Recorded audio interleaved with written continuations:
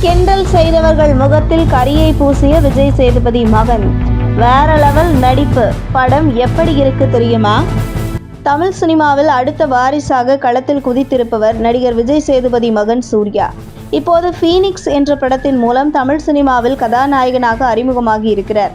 இந்த படத்தில் ஆளுங்கட்சி எம்எல்ஏ ஒருவரை 17 வயது சிறுவன் ஒருவன் பொதுமக்கள் முன்னிலையில் கொடூரமாக வெட்டி கொலை செய்கிறான். பொதுமக்கள் அவனை கைது செய்து சிறார் சீர்திருத்த பள்ளியில் அடைக்கிறார்கள்.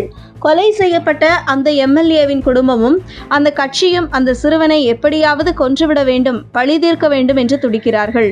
அதற்கு அவர்கள் செய்யும் முயற்சியும் சிறுவன் அந்த எம்எல்ஏவை ஏன் கொலை செய்தான் என்பதற்கான காரணமுமே ஃபீனிக்ஸ் படத்தின் கதைக்களமாக உள்ளது.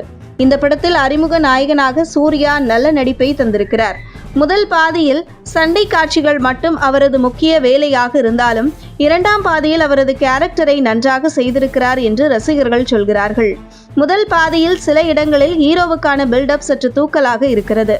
முன்பின் தெரியாத இந்த ஹீரோவுக்கு இவ்வளவு பில்டப் தேவையில்லை என்றும் படம் பார்க்கும் ரசிகர்களுக்கு தோன்றுகிறது.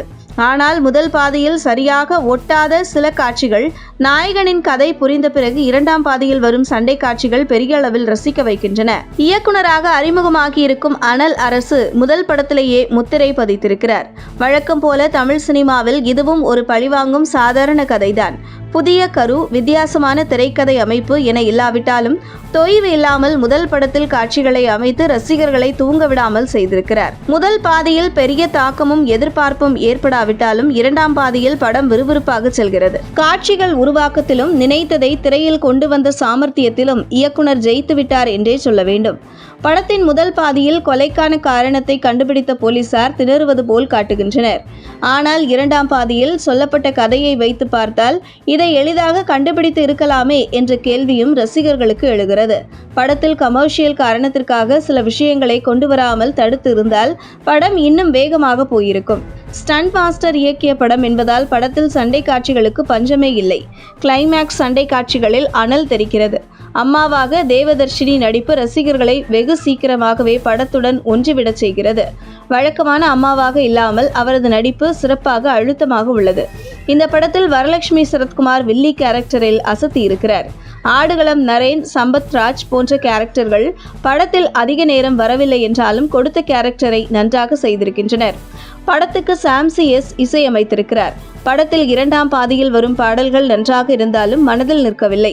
ஆனால் கிளைமேக்ஸ் சண்டை காட்சியில் பின்னணி இசை சிறப்பாக உள்ளது. முதல் படத்திலேயே கமர்ஷியல் ஆக்ஷன் என தேவையான விஷயங்களை கொடுத்து இயக்குனராக அனல் அரசு ஜெயித்திருக்கிறார். நாயகனாக அறிமுகமான சூர்யாவுக்கும் இது நல்ல துவக்கம்தான்.